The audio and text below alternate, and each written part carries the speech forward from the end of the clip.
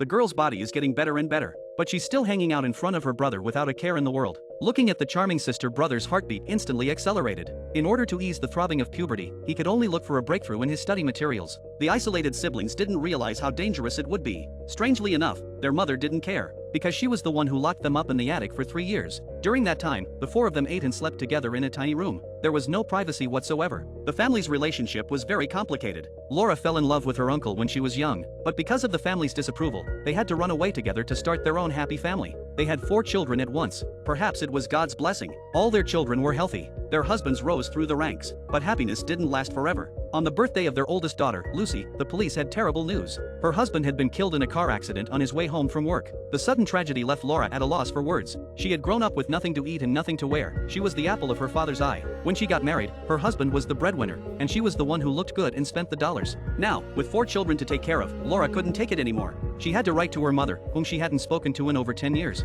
Then she told the children that Grandma's family was very rich. She told them that Grandma's family was very rich and that they had a big estate and a villa. The mother's pie was so big and round. Paul felt instantly like a third-generation rich man. So they left everything behind and got on a train overnight to Grandma's house. After getting off the train, they had to walk for 3 hours before they finally saw the big villa that their mother had told them about. Grandma came out to meet them. She wasn't as happy as she thought she would be to see them again. There was only disdain and indifference. Grandma took them to a small room on the roof with no expression. Then she told them the rules of the place. Laura would live here normally. The children had to stay in their room all day. Not only were the doors locked, but the curtains were not to be opened. And she made sure the 2 older children were not allowed to get too close. Paul and Lucy were dumbfounded. It's not what you'd expect from a rich man's life. Laura quickly explained that when I was young, I did something wrong. I was kicked out of your grandfather's will. Now he's dying. I need to ease my relationship with him, and when the time is right, I'll get you out. Laura's persuasion kept the children in their rooms. It's a good thing there's an attic to keep the kids from getting bored.